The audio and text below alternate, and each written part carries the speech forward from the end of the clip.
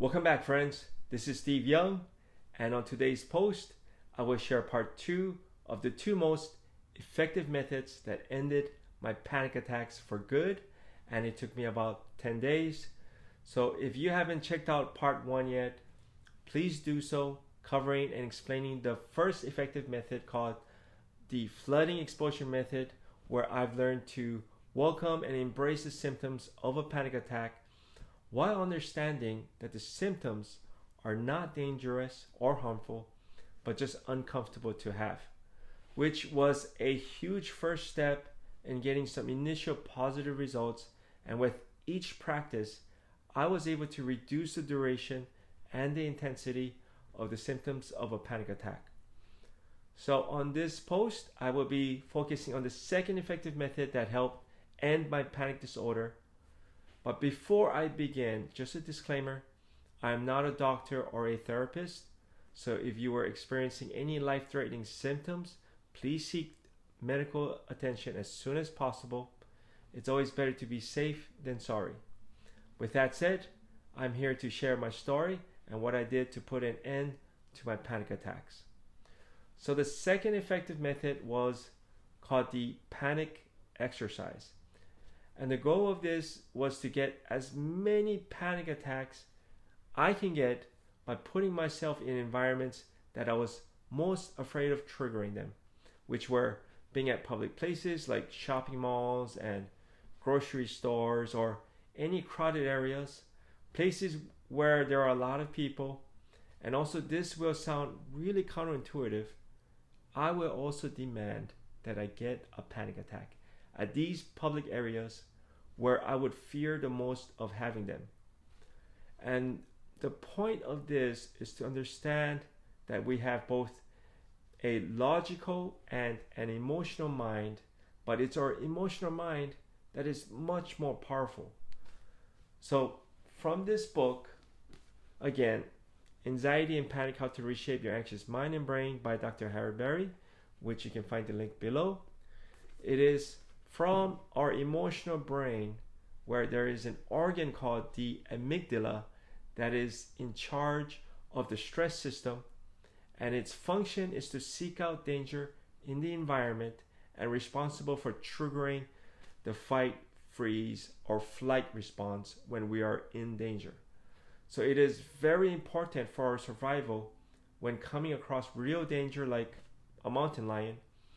However, it tends to prioritize immediate action over our logical thinking, which is the job of our prefrontal cortex. And unfortunately, during a panic attack, our amygdala takes control over our brain and the stress system while sidelining our logical mind. And it has a long memory of emotions such as fear and panic. But we can have the amygdala relearn that there is no real danger associated with the symptoms of a panic attack and reset it through cognitive behavior technique, CBT methods. So again, the objective of the panic exercise was to get as many panic attacks one can get by putting oneself in environments that they were most afraid of triggering them and demand them to come. And the effectiveness of this is when someone asks you to close your eyes and tells you to not think of a pink duck on top of your head. And you know when you do that, all you can think about is the pink duck on top of your head. So that is our emotional mind at work being very disobedient. It does the opposite of what not to do. So when you keep demanding that you must not have further panic attacks and become anxious about the possibilities of getting them, your emotional brain overrules these demands and keeps on triggering and keeps on coming. But when you demand for it to come, and with understanding and realizing that there is no danger when having panic attacks, but keep on demanding for them to come, your emotional brain and mind will no longer be interested. So the fewer the panic attacks will come, or if not soon, with practice, eventually it will stop coming. So I accepted and challenged myself to do this panic exercise. Honestly, I did get a little anxious thinking about it, but I knew I needed to do this. And the first time I've tried this method was when I was taking a stroll at a park across from my home, and there were various groups of people there picnicking or BBQing. It was another lovely sunny day, but as I was walking around a lake, watching some ducks and geese swimming, and I don't know exactly why, but I started having these sudden symptoms again with my usual heart pounding and my palms sweating. Maybe because there were quite a people and I was afraid of triggering it, worried how I may look to them. So I wanted to just head home, but I knew that I needed to not try to fight or run away from the symptoms of a panic attack because it will just lead to a cascade of more symptoms. So I sat down at a bench nearby, and out of habit I checked my Fitbit watch, but wish I didn't because my BPM heartbeats per minute were already in the high 90s and rising when literally I was just sitting. So what I did differently this time, I demanded it to bring me more. I said, "Come on, man, is that all you've got? I want more of it."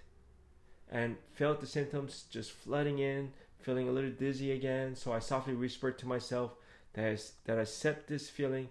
It is not dangerous. I accept this feeling. It is not harmful, just uncomfortable. And just continued demanding it to bring me more. Then after a little bit, all of a sudden, I felt less of the intensity of the symptoms, along with my heart rate reducing.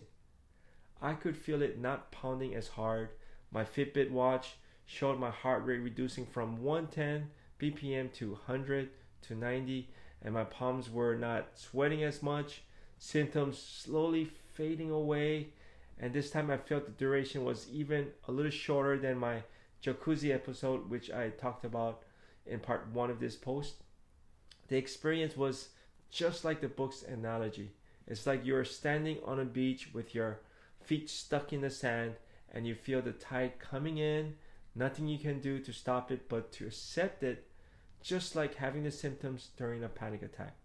Best to just be present and be mindful of the sensations and just accept them, doing nothing to stop or fight away these symptoms.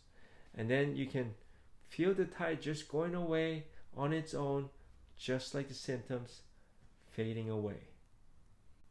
So after that experience, my confidence went way up. It was the first time I felt like I can really overcome this. So the next day, it was the shopping mall. I wanted to just confront my fears and put myself in the middle of a crowded space because this was the one where I feared the most. Not wanting to be around anyone, especially people I didn't know, while having a panic attack. So I had to do it.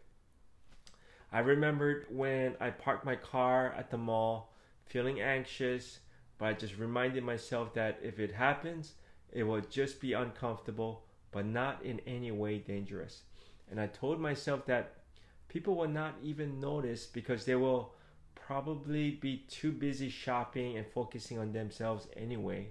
So as I walked in, I could feel my heart rate racing a little and my palms sweating again, but I just put up a smile and softly whispered to myself, "Come on, is that all you've got? Come on, bring it. This is actually the best time." But surprisingly, it did not escalate. So I thought to myself, okay, I'm going to the busiest and most crowded shop in the mall, and that was the Apple Store. And just as I imagined, packed with customers. So I went in and I was checking out various merchandise. Interesting thing was that I didn't feel much of the usual symptoms except a slight knot in my stomach. So I whispered to myself again, "It is packed with a lot of people here, so bring it. Come on." And I was literally talking to myself, but I didn't care if people noticed. Anyway, just as I thought, everyone there was busy doing their thing, checking out the merchandise. I stayed there a good 40 minutes and even talked with some of the staff working there, and nothing more really happened. No real bad symptoms, no full-blown panic attack. and my initial anxiousness was gone. And I walked out of the mall just very pleased. So the following days, I went to the supermarket, to Costco, and every place I could think of where I felt a little fearful about triggering it. And with each challenge, I felt less anxious and having less, if any, of the symptoms, but just more confident. I even took a long drive to my friend's house, which was a good 45 minutes away, just because I thought it would be scary to have a panic attack while driving on a busy freeway in LA. So that's what I did. And in my car, I just said it out loud. Come on, man. Here I am stuck in traffic in the middle of a freeway. Bring it on. I'm not afraid of you. So come on. Bring it. Bring it. Honestly, I had thoughts of getting out of the freeway, but I just stayed on course of driving and told myself to just accept whatever anxious feelings or anxieties of getting a panic attack I was having for what they are, just saying it to myself that having panic attacks are not dangerous or harmful. So what am I afraid of? Worst case scenario, if it comes, it'll just be a little uncomfortable, and I'm fine with that. And so I was able to make it to my friend's house without really recurring, and watched a great Dodgers game at a bar, and afterwards drove back that evening feeling really good. And back at home, I felt like I was really done with it and no longer afraid or worried about having further panic attacks. And that was the 10th day, less than 2 weeks for me to overcome my fears of getting it again, and enough for me to help reset my emotional brain, showing it that the symptoms were not dangerous, so to prevent having further panic attacks recurring. And now it has been over 4 years since I last had any. I've realized that there was nothing inherently wrong with me from the beginning. It was just my perception of these symptoms that were causing me to have these panic attacks. And it was through cognitive behavior techniques, CBT methods, flooding exposure method, and the panic exercise that gave me the realization that I will be okay when having symptoms of a panic attack, and that they may feel scary sometimes, but they are not dangerous, but harmless and just a little uncomfortable. And I also want to mention that a must thing to do that I totally recommend doing that had really helped make a difference was writing things down. I kept a daily journal, just about everything that I have experienced and learned, because when something is going on in our emotional mind, it will almost always win the battle over our logical mind. But when we write things down, it will give our logical side of our brain a chance to examine it in cold rationality, allowing it to rationally analyze what was learned from the process. We just don't understand how irrational our thinking and behavior is until we put things down on paper. So please build a habit of writing as much as you can daily, so that you can give your logical mind a chance, which means giving you a winning battle over your anxieties and or panic attacks. Well, I've come to the end. I hope you've enjoyed and got something helpful from listening to my post. I would really appreciate you subscribing and a like, and please feel free to comment. Well, thank you for staying with me. Wish you well. Take care.